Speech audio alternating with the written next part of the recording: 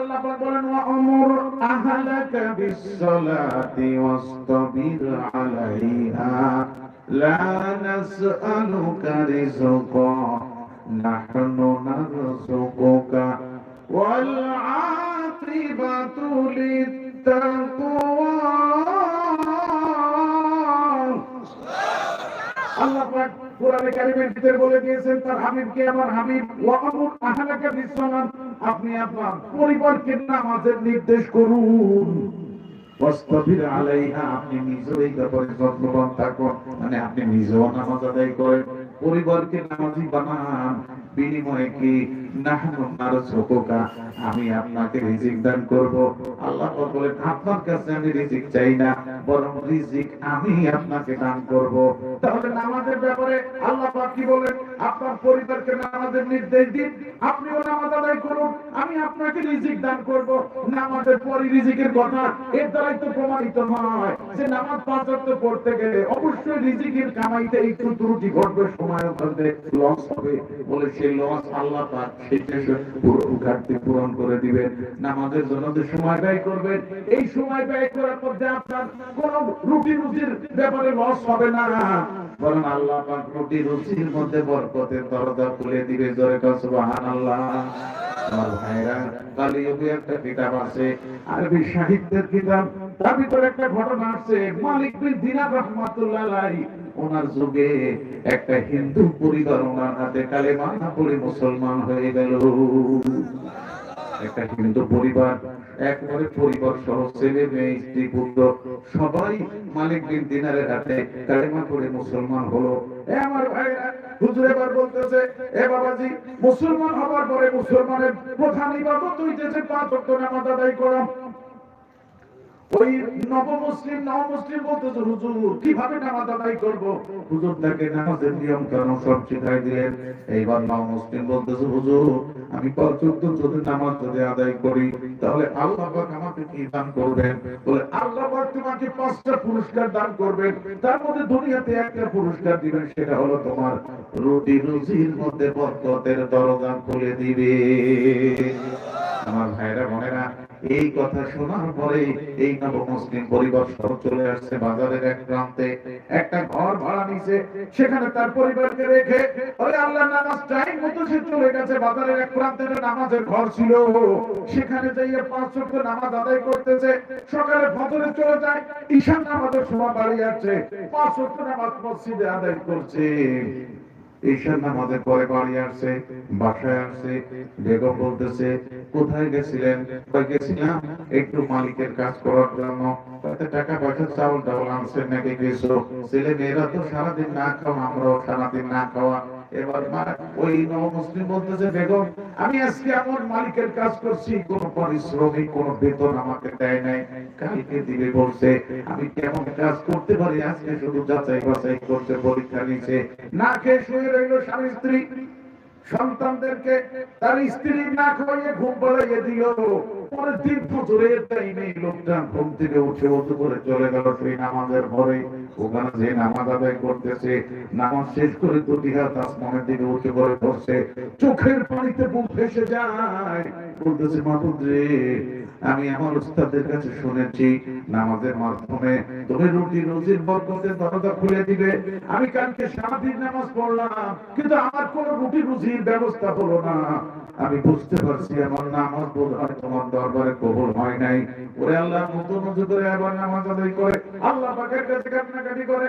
যোহরের নামাজের টাইমে এ আমার ভাই আল্লাহ পাক একজন ফেরেশতাকে পাঠিয়ে দিয়েছে, মানুষের সুরত ধারণ করে জান্নাতি 1000 আশরাফি স্বর্ণের টাকা দিয়ে একজন ফেরেশতাকে পাঠিয়ে দিয়েছে ওই নবমুসলিমের বাসায়। তো জোরে কর সুবহানাল্লাহ। বাসায় এসে নক করছে, ভেতর থেকে ওই নবমুসলিমের বেগম বলতেছে, কে? কয় আমি। আমাকে আপনি চিনবেন না? আপনার স্বামী এই শহরে যেই মালিকের কাজ করতেছে, ওই মালিকের পক্ষ থেকে আমাকে পাঠানো হয়েছে এই যে 1000 আশরাফি স্বর্ণের টাকা। আপনার স্বামী যেই মালিকের কাছ থেকে ওই মালিকের পক্ষ থেকে পাঠানো হয়েছে, আপনি এটি গ্রহণ করুন। আর আপনার স্বামী যখন বাসায় আসে তাকে বলে দিয়েন সে যেন ওই মালিকের ডিউটি, মালিকের কাজ যেন আরো ভালো করে বেশি বেশি আদায় করি। কোন মালিকের কাজ করছে? আর তো আসতে কর, আল্লাহর নাম তো আমাদের গালতে পারে। বিকেল হয়ে যাইতেছে, ছেলে মেয়েরা কান্নাকাটি করতেছে খাবারের জন্য, মহিলা কি অপেক্ষা করতে করতে স্বামীও বাসায় আসতেছে না। সে ধারণা করছে ঈশান নামাজের পর ছাড়া স্বামী আসবে না। বাচ্চাদের কান্না এখন আর সহ্য হয় না। মহিলা পর্দার সঙ্গে ওই 1000 স্বর্ণের টাকা ওখান থেকে একটা টাকা হাতে নিল, চলে গেল বাজারের একটা দোকানে যেখানে চাউল ডাল বিক্রি করা হয়। ওই দোকানদারকে টাকাটা দিয়ে বলতেছে, ভাই এই টাকাটা নিয়ে কিছু খাবারের ব্যবস্থা করে দেন, বাচ্চা কাচ্চা নিয়ে 2 দিন যাবত অনাহারি। বন্ধুরে ওই টাকাটা হাতে নেওয়ার পরে দোকানদার দেখে এটা দেশের কোন সরকারি কোন মুদ্রা না, ওখানে লেখা আছে এটা হলো জান্নাতি মুদ্রা। জোরে কনসুহাস। আমার দোকানদার পাগল হয়ে গেছে, টাকা হাতে নিয়ে বলতেছে, এ আমার বোন, আপনি এই টাকা কোথায় পাইলেন? আপনাকে আল্লাহর কসম দিয়ে বলি, সত্য কথা বলেন, এটা দুনিয়ার কোন টাকা না, কোথায় পাইলেন এই জান্নাতি টাকা? মহিলা বলতেছে, ভাই আমি তা বলতে পারবো না, আজ 2 দিন হলো আমরা সপরিবারে কলেমা পড়ে মুসলমান হয়েছি। আমার স্বামী এই বাজারে কোন মালিকের কাজ করতেছে আমি বলতে পারবো না, তার মালিকের পক্ষ থেকে এইরকম 1000 স্বর্ণের টাকা অল্প কিছুক্ষণ আগে একজন অপরিচিত লোক আমার বাসায় দিয়ে গিয়েছে। আমার স্বামী এসব পরে আসবে বাসায়, বাচ্চাদের কান্না সহ্য হয় না, এই জন্য নিজে সেখান থেকে একটা টাকা নিয়ে আসছি। আপনি এই টাকাটা নেন, কিছু টাকা, এই টাকা নিয়ে চাউল ডাউলের ব্যবস্থা করে দেন, আমার বাচ্চা কাচ্চার মুখে খানা তুলে দিব। ওরে আল্লাহ, দোকানদার বলতেছে, মহিলা আপনাকে কসম দিয়ে বলি, আপনি যে কালেমা পড়ে আপনারা মুসলমান হয়েছেন, আপনি সেই কালেমাটা পড়েন, আমি দোকানে বসে বসে ওই কালেমা পড়ে মুসলমান হয়ে যাব। আমার ভাইরা, দোকানদার সেই কালেমা পড়ে মুসলমান হলো। এরপরে বলে, আপনার কি খাবার লাগবে? কয় কোনো কিছুর ব্যবস্থা নাই, খাবারের জন্য দুপুরে রান্না বান্না চাউল ডাউল সহ যা কিছু দরকার। দোকানদার একটা বস্তা ভর্তি করে মহিলাকে দায়িত্ব দিয়ে দিল, আর বলল, নেন এই যে বস্তা ভর্তি করে আপনাকে খাবার দিয়ে দিলাম। এবার বলতেছে, এই যে টাকা আপনাকে দিলাম, আরো টাকা দেওয়া লাগবে নাকি? এত খাবার আপনি দিলেন, বস্তা ভরে 1 টাকা হবে নাকি?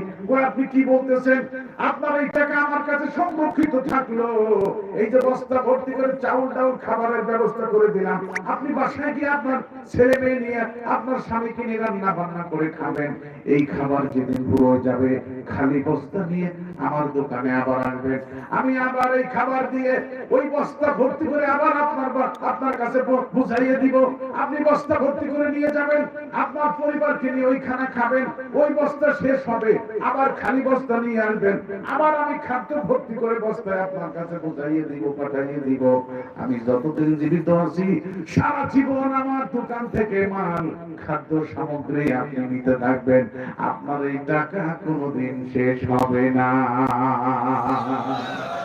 আমার ভাইরা বোনেরা, আরে কি করবে? মহিলা তাড়াতাড়ি বস্তা কাঁধে করে নিয়ে গেছে বাসায়, ওখান থেকে কিছু খানা রান্না করে বাচ্চাদেরকে খাওয়াইছে। আরে আল্লাহ, সন্ধ্যা হয়ে গেছে প্রায়। আমার ভাইরা লক্ষ্য করে শুনে, এরপরে খানা আরো রেখে দিয়েছে, নিজে খায় নাই, স্বামী আসবে, একসঙ্গে স্বামী স্ত্রী খানা খাবে। এটাই তো আমার নবীজির সুন্নাত তরিকা, করে কাম ঠিক কিনা? আমার ভাইরা বোনেরা লক্ষ্য করেন, আরে কি করবে? রাতের বেলায় বাচ্চাদের খানা খাওয়াইয়ে ঘুম পাড়াইয়ে দিয়েছে, স্বামী আসবে ঈশান নামাজ শেষ করে, আর ঈশান নামাজ শেষ করে তার স্বামী রওনা করছে, বাসায় আসতেছে, কিন্তু কোন টাকা পয়সা হাতে পায় নাই। আজকে মনের ভিতরে আরে কত কথা জাগতেছে, আল্লাহ আমি কি করবো আজকে? আমার বেগমের কাছে যে কি বলবো? গতকালকে তো একটা বলছি, আজকে কি বলবো? হঠাৎ মাথায় একটা বুদ্ধি আসছে, গামছা ছিল কাছে, মাঝখানে পথের থেকে 8-10 কেজি ধুলো গামছার ভিতরে বাঁধে সেই ধুলো মাথায় করে নিয়ে আসতেছে, মনে মনে বলতেছে, বাসায় যাইয়ে বাবা এই যে আটা আনছি, এই করে ফেলাই দিয়ে আবার পোলাই চলে আসবো। বউকে একটা বলে, হঠাৎ মাথায় বুদ্ধি এসে তাই কথা কন না। আমার ভাইরা ধুলো গামছা 8-10 কেজি গামছার ভিতরে সেটা মাথায় করে নিয়ে আসছে। আসার পরে বাসার পাশে দাঁড়াইছে, দেখে কোনো সারা শব্দ নাই। কি রে, ঘটনা কি? সারা শব্দ নাই। ওরে দরজার সাইডে হাত দিয়ে ভিতরে নজর করে দেখে, গামলা ভর্তি খানা নিয়ে তার বেগম বসে আছে। সুবহানাল্লাহ, এবার মাকে পায় না এদিক, কিন্তু তাজা মানসির মতো পড়েন সুবহানাল্লাহ। আমার ভাইরা এবার সালাম দিল, স্বামী সালাম দেওয়ার সাথে গেট দরজা খুলে দিচ্ছে তার বেগম। এবার বলতেছে কি ব্যাপার, এত দেরিতে খিদে লাগে নাই নাকি? কয় কিসের খিদে লাগবে?